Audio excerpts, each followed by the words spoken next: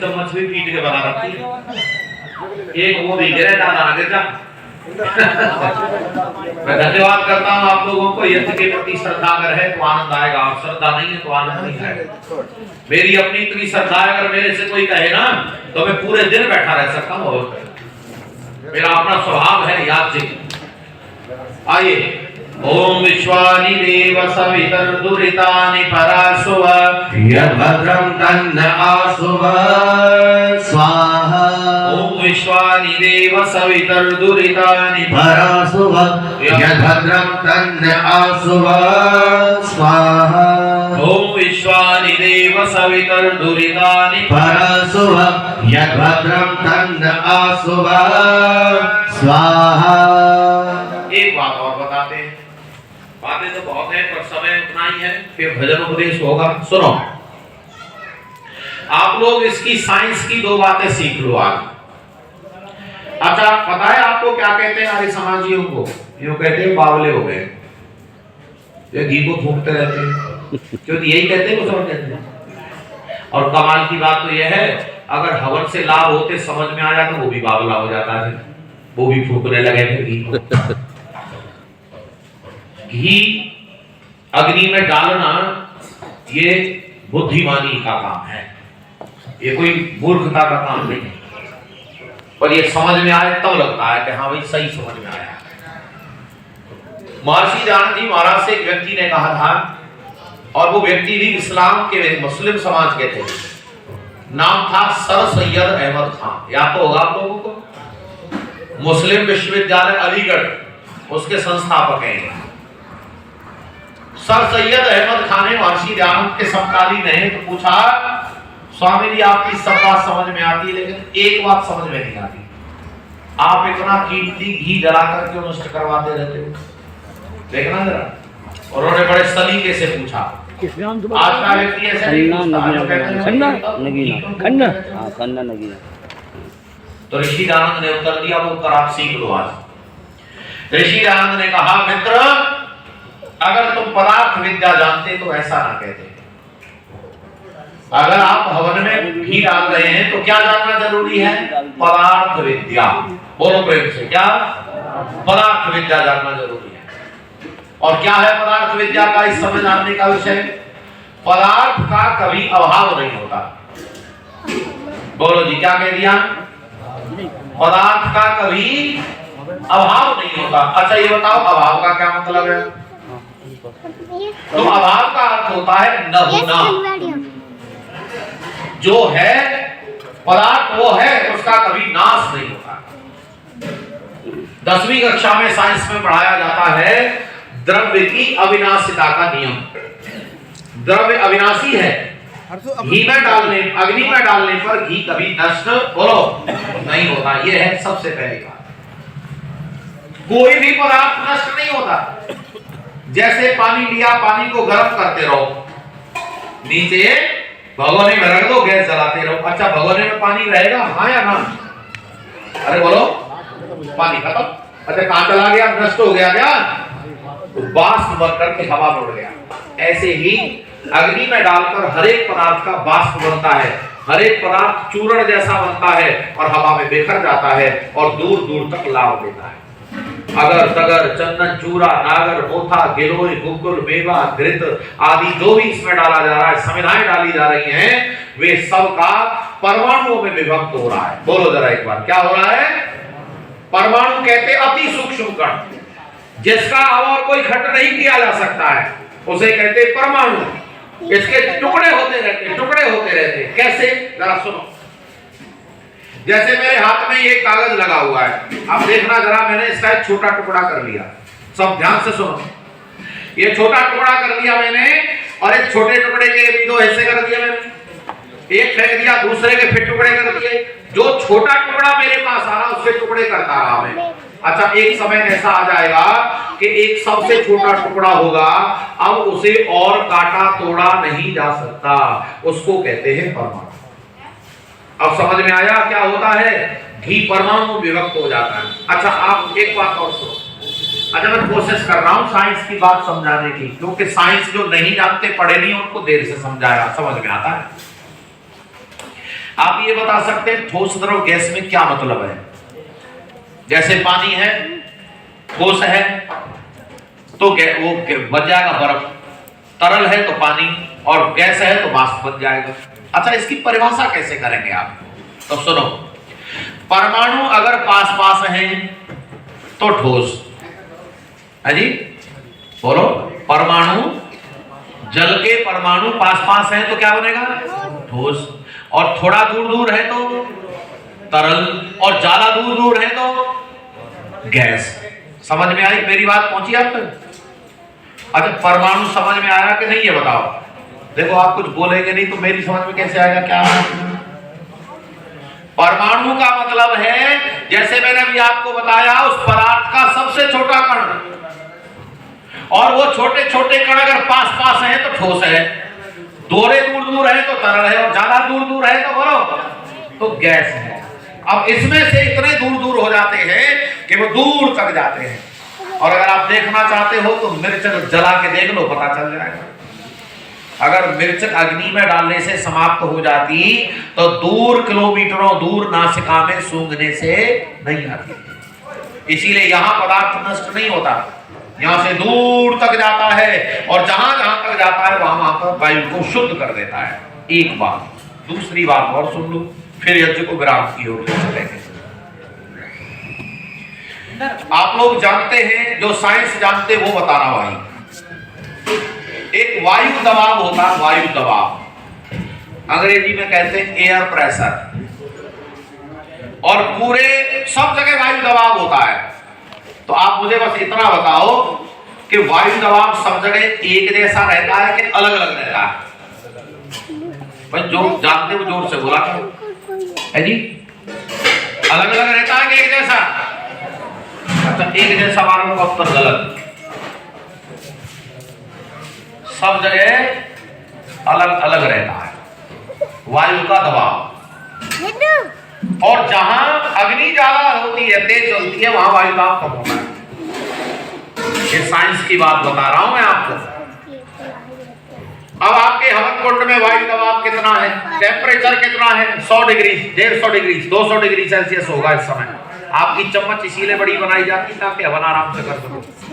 बड़े बड़े जब पारायण यज्ञ होते हैं, 2-2, 4-4 हाथ चौड़े हवन कुंड बनाए जाते हैं, वहां 1000-2000 डिग्री सेल्सियस भी टेम्परेचर होता है, और वहां वायु बहुत तेजी से हल्की होती है और ऊपर चली जाती है। आप देखो, ये पर्दा हिल रहा है। अच्छा, पूरा पर्दा हिल रहा है या केवल हवन कुंड के ऊपर?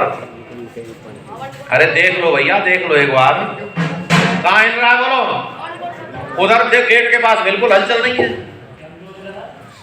और यहाँ पंखा लगा हुआ होता तो उल्टा चलता भी, क्योंकि यहाँ से वायु टक्कर मार रही है बार बार, और पंखे को चला देती है, हलचल कर रही है, वायु जा रही है यहाँ से, और बिना वायु के हवन कुंड रह नहीं सकता। इसीलिए जब तक हवन चलता रहता है, कोने कोने की वायु सिमट सिमट कर हवन कुंड में आती रहती है, और शुद्ध होकर के बाहर निकल कर वातावरण को शुद्ध करती रहती है। ये तरीका है हवन का, साइंस का। मेरी बात पहुंची आप तक? साइंस को अच्छे से पढ़ना होता तब समझ में आता है। हमने साइंस को बहुत नजदीकता से पढ़ा है, रासायनिक प्रयोगशालाओं में जाकर के देखा है, केमिस्ट्री लैब में, फिजिक्स लैब में जाकर के देखा है, बॉटनी और जूलॉजी की लैब में जाकर के अध्ययन किया। ऐसे नहीं बता रहे कोई बात के हवा में बता रहे हो। और अंग्रेज संस्कृत को भी अच्छे से पढ़ा है, तब दोनों चीजों का कॉमन करके आपको बता रहे हैं। इसीलिए हवन नहीं करेंगे तो वहां वायु दूषित रहती है, हवन करते हैं वायु शुद्ध हो जाती है। इसीलिए हवन करना बीमारी दूर करने के लिए है। मैं आपको एक दिन बता रहा था, अगर पशुओं में बीमारी आ जाती है तो क्या करते हैं लोग बरसात के दिनों में? आपके यहां होता है कि नहीं मुझे मालूम नहीं, कुछ करते हैं। क्या करते हैं, क्या कहते हैं उसको? जी, धूनी। चलो, धुआं धूनी बोलते हैं। अच्छा, बताना आप लोग ऐसा करते हैं क्या? एक व्यक्ति एक सर पर मोटा सा कपड़ा रखता है, और कपड़े पर ऊपर एक बड़ी सी कढ़ाई रख लेता है, और अग्नि जलती रहती है, उसमें लोग सामग्री डालते रहते हैं। ऐसा देखा कभी? अरे जिन्होंने देखा वो बोलो तो सही। नहीं देखा?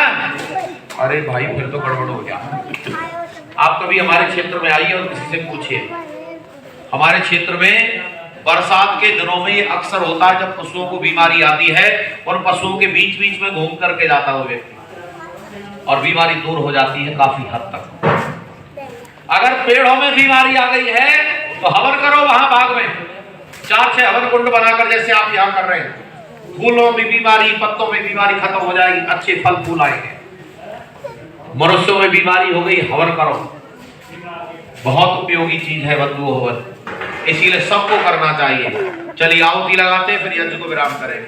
ओम भूर्भुवः स्वः तत्सवितुर्वरेण्यं भर्गो देवस्य धीमहि धियो यो नः प्रचोदयात् स्वाहा। बोलो जोर जोर से, ओम भूर्भुवः स्वः तत्सवितुर्वरेण्यं भर्गो देवस्य धीमहि धियो यो नः प्रचोदयात् स्वाहा। वरेण्यं भर्गो देवस्य धीमहि धियो यो नः प्रचोदयात् स्वाहा। भाई कोई आहुति लगाने से रह गए हो तो हवन कुंड के पास आ जाओ। माताएं, बहनें, बंधु, बच्चे कोई भी रह गए आ जाओ हवन कुंड के पास, कहीं भी जहां जगह मिले वहां बैठ जाओ। 1-2 लोग स्थान छोड़ दो जिन्होंने आहुति देर से लगा रखी है, बैठ जाओ, सभी बैठ जाओ। कोई ऐसा ना रह जाना जो ये कह दी मैंने तो आहुति लगाई नहीं। ओम भूर्भुवः स्वः तत्सवितुर्वरेण्यं भर्गो देवस्य धीमहि धियो यो नः प्रचोदयात् स्वाहा। ओम भूर्भुवः स्वः तत्सवितुर्वरेण्यं भर्गो देवस्य धीमहि धियो यो नः प्रचोदयात् स्वाहा। सब लगा लो, सब एक बार लगा रहे फिर विराम करेंगे।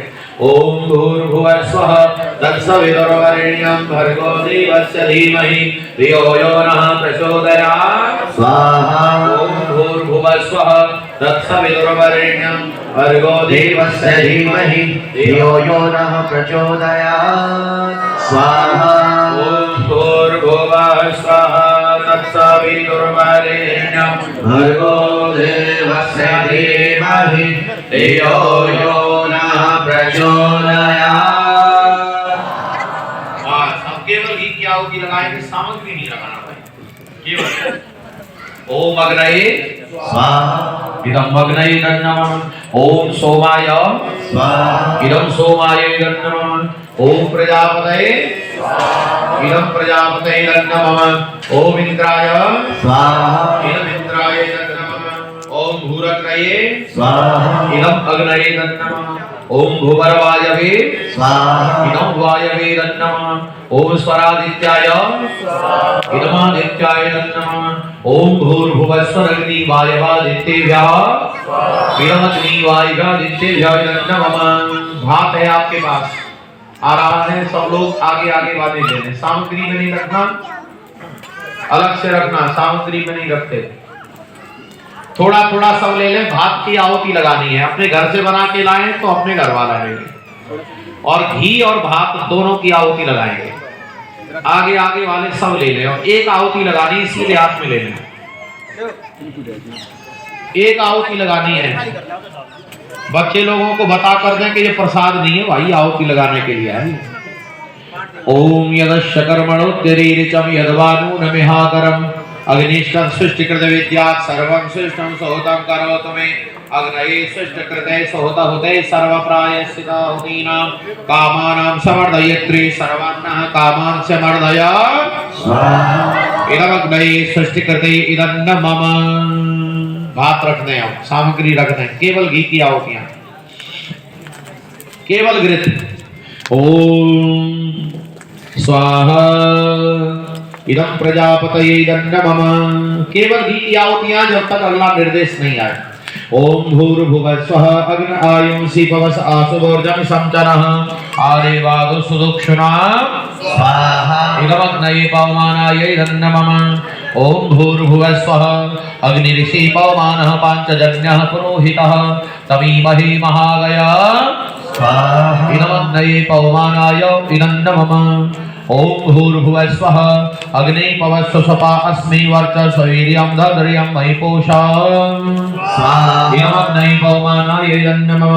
ओम भूर्भुवः स्वः प्रजापतेन त्वदेतानन्यो विश्वा जातानि परिता बभूव यत्कामस्ते धूमस्तन्नो अस्तु भयं स्याम पतयोरयिणा स्वाहा। इदं प्रजापतये मम ओम तम नो अग्नि वरुणस्य विद्वान् देवस्य हेडो वयासिष्ठाः यजिष्ठो वर्णितमासो सुचानो विश्वाद्वैसांसि प्रमुद्य स्म इदमग्निवर्णाभ्याम् इदं मम ओम शतं नो अग्नि ममो भवति नेदृष्टो अस्यासो व्यष्टो अवयक्षं नो वरुणं वराणो विहिमडीकं स्वो नैदे इदमग्निवर्णाभ्याम् इदं मम ओम इमं मे वरुणं सुधीहो मजा चन्द्रया त्वामवश्यराचके इदं वरुणाय इदं नमः ओम तत्त्वायामि ब्रह्मणा बन्धमानस्तदा शास्त्रे यजमानो हविर्भिः अहीनमानो वरुणैः भूदृशं समान आयु प्रमोषि इदं वरुणाय इदं नमः ओम ये ते शतं वरुणैः सहस्रं यज्ञापासावि तथा महान्तः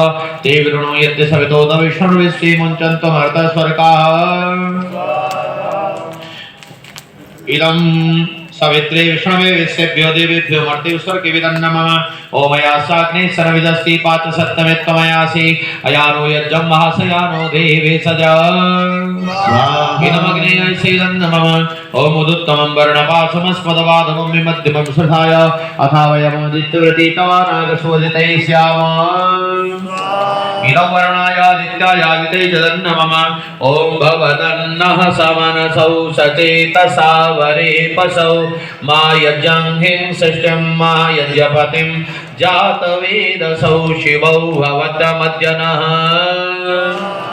इदं जातवेदोभ्याम् इदं नमः 3 बार सामग्री के साथ पूर्णाहुति। कोई अलग से हवी लाए क्या? कोई मेवा, कोई गोला, कोई अलग से? ठीक है, सब सामग्री में मिला देना चाहिए पहले से, बस मत रखो सामग्री है। हाँ बहुत बढ़िया। 3 बार में आहुति पूर्णाहुति। ओम सर्वम वै पूर्णम स्वाहा। सामग्री बचती है, बचने दीजिए, सामग्री की पूर्णाहुति नहीं है। हलवा है तो ले लीजिए, देसी घी से बनाए, हाँ दे लीजिए, थोड़ा थोड़ा पहुंचाइए, 10 आहुति लगवा देंगे। सामग्री सारी खत्म नहीं करनी है कि आप समझो सामग्री की पूर्णाहुति है ना, हवन की पूर्णाहुति है ये। 2 बार और। ओम सर्वम वै पूर्णम, जोर से बोलो, ओम सर्वं वै पूर्णम। अब 10 आहुति लगाएंगे। आपके पास भात है, घी है, जो यजमान स्त्रियां हैं वो भात की आहुति लगा सकती हैं, और जो पुरुष हैं वो घी की आहुति लगाएंगे। 10 बार लगाना है, बाएं हाथ में पकड़ लो एक बार में, और 10 बार लगाना, थोड़ा थोड़ा। सामग्री नहीं चढ़ाना भाई, बिल्कुल भी। ले आओ भाई, ले आओ।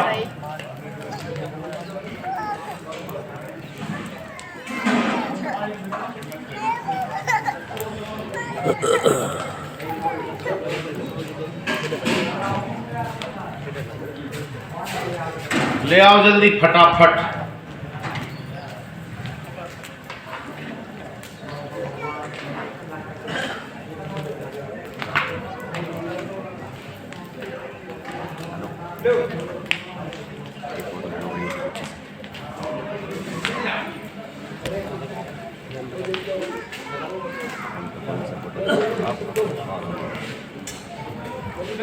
जो मुख्य यजमान है उनके पास रख दो।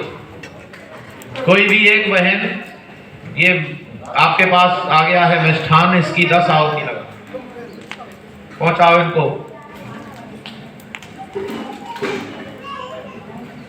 एक एक ही पहुंचाओ, सब जगह हो जाए।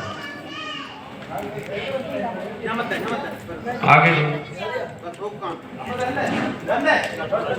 10 आहुति लगानी है। और ऐसा मत समझना कि आज मौका मिल गया तो देवता को पूरा ही खुश करना है, थोड़ा थोड़ा जड़ा ना, थोड़ा थोड़ा। ओम अग्नये बोलो स्वाहा, ओम सोमाय स्वाहा, ओम अग्नि सोमाभ्याम स्वाहा, ओम विश्वेभ्यो देवेभ्यः स्वाहा, ओम धन्वन्तरये स्वाहा, ओम कुह वै स्वाहा, ओम अनुमत्यै स्वाहा, ओम प्रजापतये स्वाहा, ओम द्यावा पृथिव्यां स्वाहा, ओम सुष्टकृते। बस अब आप जहां रखा है सामान वहीं रख दीजिए। आपके पात्र में घी बहुत अधिक है तो बचने दीजिए, थोड़ा है तो चढ़ा दीजिए खड़े होकर, सावधानी से। बारी बारी से चढ़ाना, अगर 2-3 यजमान है तो चारों तरफ धीरे धीरे हाथ ऊपर करके,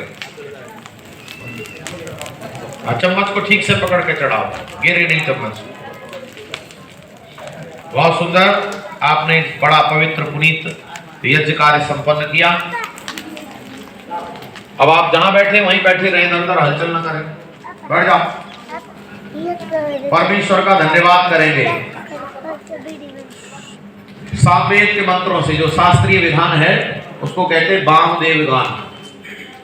ओम भूर्भुवः स्वः कया न सित्र आवधूति सदा हृदय सखा कया सचिष्टया वृता।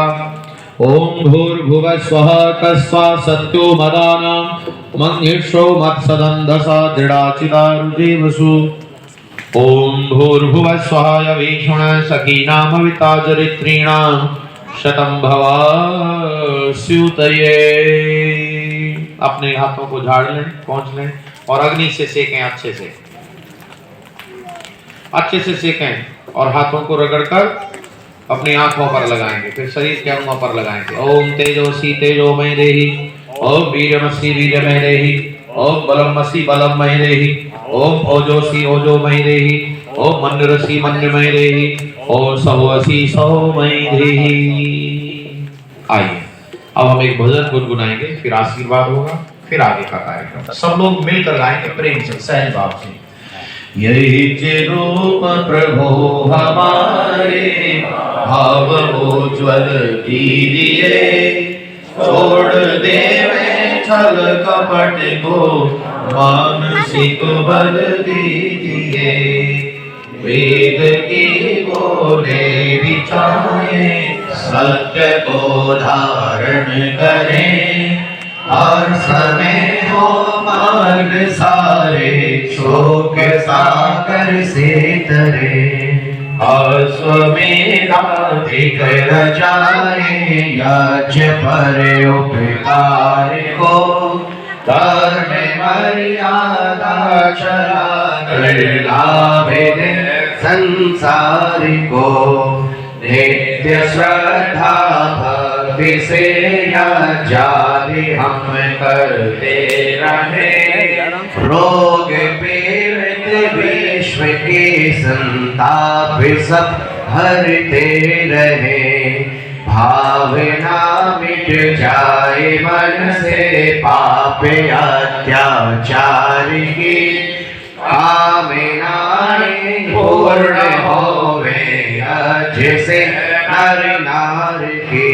लाभकारी हो हवन हर प्राणधारी के लिए, वायु जल सर्वत्र हो शुभ गंध बल दीजिए। प्रभु हाथ में बल दीजिए। सर्वे भवन्तु सुखिनः, सर्वे सन्तु निरामयाः, सर्वे भद्राणि पश्यन्तु मा कश्चित् दुर्भाग्यः।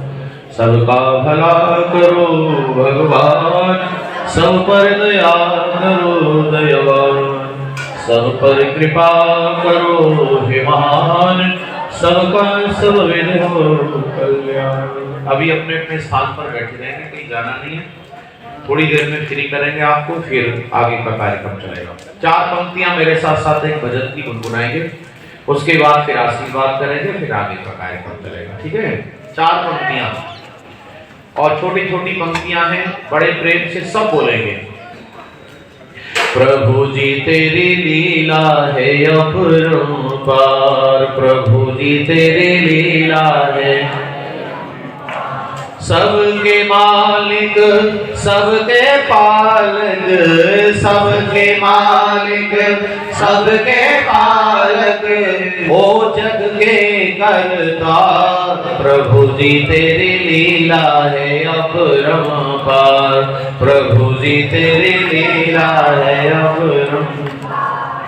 ओ सेवक के मालिक तेरी हर एक बात निराली, ओ सेवक के मालिक तेरी हर एक बात। हम तो छुट्टियां करते हैं पर तू ना बैठा खाली, हम तो छुट्टियां दिन रात और शाम सवेरे, दिन रात और शाम खोले रहते हैं दफ्तर तेरे, खोले रहते हैं दफ्तर कर तेरे, तू सबसे बड़ी सरकार, प्रभु जी तेरे लीला है अपरंपार, प्रभु जी तेरे लीला है अपरंपार। सबके मालिक सबके पालक,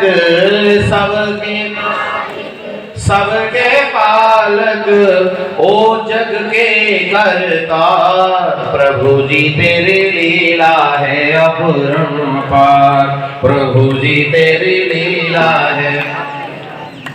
आइए आनंद लीजिए, प्रार्थना करिए।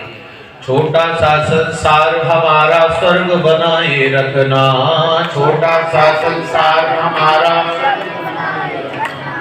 इस बगिया में सदा खुशी के फूल खिलाए रखना, इस बगिया में सदा खुशी के फूल खिलाए रखना। चाहे राजा हो या भिखारी, चाहे राजा हो या भिखारी, तूने विपदा सबकी टारी, तूने विपदा सबकी टारी। अरे वाहर पालनहार, प्रभु जी तेरी लीला है अपरंपार, प्रभु जी तेरी लीला है अपरंपार।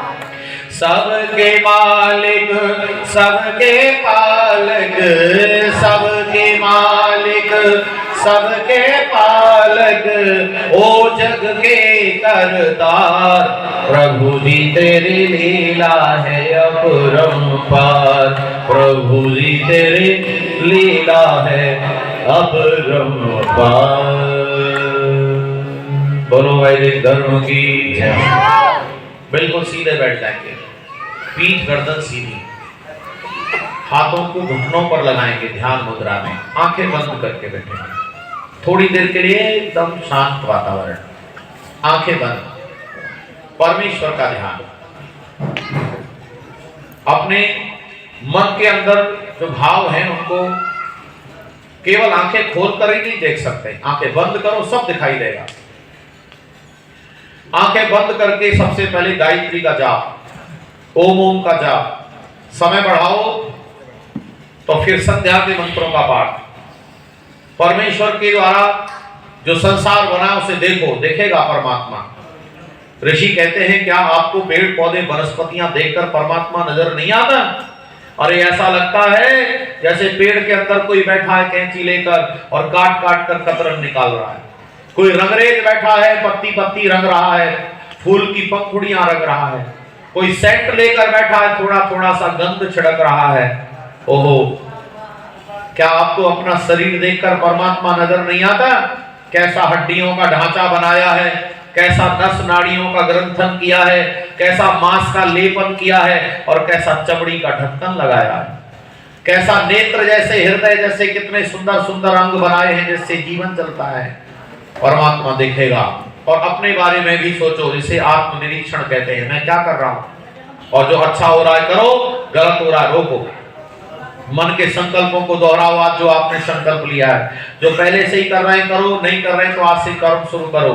माता पिता की सेवा मन मन में दोहराओ, माता पिता की सेवा, बड़ों का आदर, विद्वानों का सत्कार, अच्छी पुस्तकों का नित्य अध्ययन, परमेश्वर का नित्य ध्यान, अग्निहोत्र का नित्य अनुष्ठान, संस्कारी संतान, समय का पालन, समय का सदुपयोग, पूर्ण पुरुषार्थ, पूरी मेहनत करता रहूंगा, करती रहूंगी। अपनी सामर्थ्य से साधनों से परोपकार और राष्ट्र हित के कार्यों को करता रहूंगा, करती रहूंगी। हे प्रभु, मुझे शक्ति प्रदान करो जिससे मैं अपने संकल्पों को पूरा कर जीवन सफल कर सकूं। आप ऐसे ही संकल्प और प्रार्थना दोहराते रहिए। हम आपके जीवन के लिए शुभ कामनाएं, शुभ आशीष प्रदान करते हैं। ओम सत्याः सन्तु शिवाः सन्तु सकलाः सन्तु पूर्णाः सन्तु यजमाना नाम कामः। हे पावन परमेश्वर, यजमानों की संपूर्ण शुभकामनाएं सत्य हो, सफल हो और पूर्ण हो। परमेश्वर इनको शक्ति, भक्ति, विद्या, बुद्धि, आयु, आरोग्यता प्रदान करे। ओम सौभाग्यमस्तु, ओम शुभम भवतु। अपने हाथों को रगड़ेंगे, आंखों पर लगाएंगे, आंखें खोलेंगे और जो जोड़े वाले यजमान है खड़े हो जाएंगे। पति पत्नी जो दंपति दोनों आए हैं, खड़े हो जाओ। केवल जोड़े वाले पास पास आमने सामने, एक दूसरे की तरफ चेहरा करके, हाथ जोड़कर एक दूसरे को देखते हुए बोलना है। एक दूसरे की तरफ चेहरा करो ठीक से, एक दूसरे को बोलो, बोलो आपका धन्यवाद एक अच्छे हवन के लिए, एक अच्छे जीवन के लिए। हम आपको विश्वास दिलाते हैं, आपको और पूरे परिवार को सुखी रखने के लिए पूरी मेहनत करते रहेंगे। परिवार के साथ समाज और राष्ट्र को अच्छा बनाने के लिए आपका सहयोग करते रहेंगे। हम दोनों मिलकर निरंतर ईश्वर की ओर बढ़ते रहेंगे।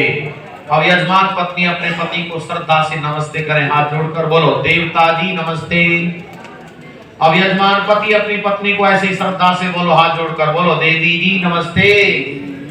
अब सब खड़े हो जाएंगे 1 मिनट के लिए, जितने भी बैठे हैं। अब सभी हाथ जोड़कर दाएं बाएं घूमकर नमस्ते करें सबको, नमस्ते जी, नमस्ते जी। अब आप मंच की ओर चेहरा करिए, उपदेशकों को नमस्ते करो, नमस्ते नमस्ते। अब आप बैठ जाएंगे, एक बार 2 मिनट में फ्री करता हूं। आप में से जो पहले वाला, ये सामने हवन कुंड है, इस वाले यजमान आएंगे हमारे पास और अपनी सामर्थ्य से कुछ दक्षिणा भी देंगे और अभिवादन करेंगे, नमस्ते, और फिर सभा बनाकर बैठेंगे। अब बारी बारी से सभी यजमान आएंगे। धन्यवाद। आइए अगले वाले आ जाओ सभी यजमान, जो भी यजमान है। आशीर्वाद हो गया है, अब आप दक्षिणा अपनी सामर्थ्य से श्रद्धा से दें और बैठ जाएं सभा बनाकर। एक तरफ माताएं बहनें बैठेंगी, एक तरफ पुरुष लोग बैठेंगे।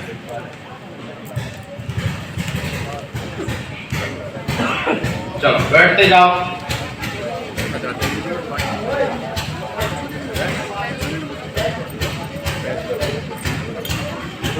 नमस्ते, आशीर्वाद, आप स्वस्थ रहें, सुखी रहें, संपन्न रहें, परमेश्वर आपको आनंदित रखे। भाई सेठ जी, हाँ आपका भी जरूरी है ना।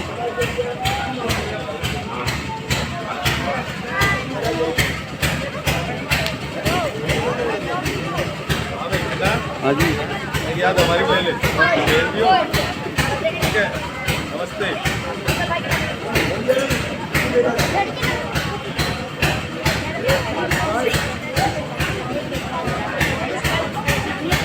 नमस्ते।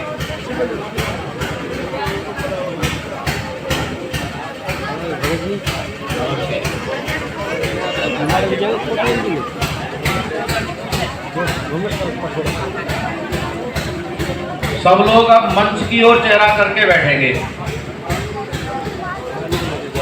एक तरफ माताएं बहनें बैठ जाएंगी और एक तरफ पुरुष लोग बैठेंगे। वाह, धन्यवाद।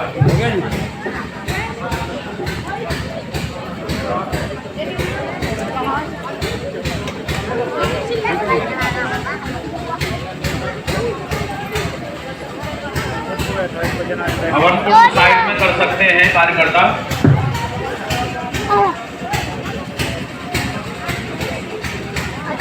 धन्यवाद। एक बार सब खड़े हो जाओ, ऐसे ठीक से बैठे नहीं हो आप, खड़े हो जाओ एक बार। मंच के इधर साइड में पुरुष लोग आ जाएंगे, महिलाएं इधर साइड में आ जाएंगे। और ये सब सामग्री वगैरह के पास तो सब एक तरफ पहुंचा दो भंडार में।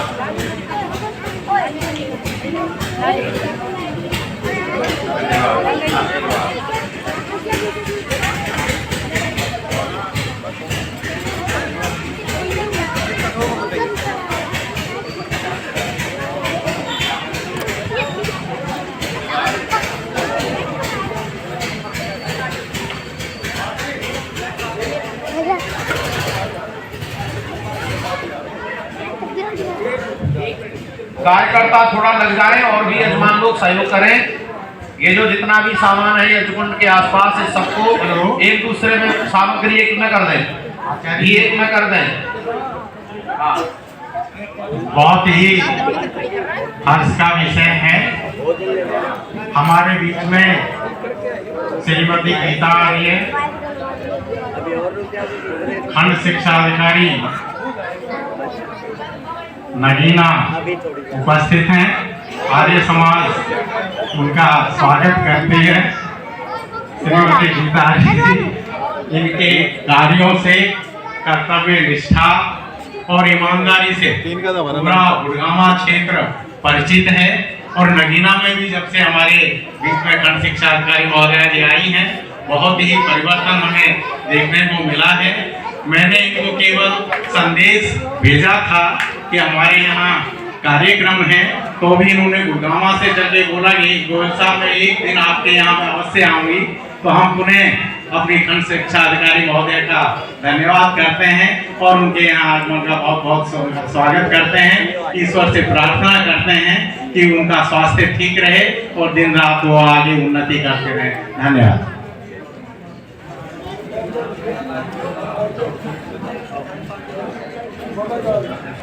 आप अभी यहाँ पर ओए बैठ जाओ ओए सामने देखो सामने अपना यज्ञ भी किया है, पूर्ण रूप से समापन हुआ और आगे अब हमारे संदीप आर्य जी अपने विचार रखेंगे भजनों के माध्यम से।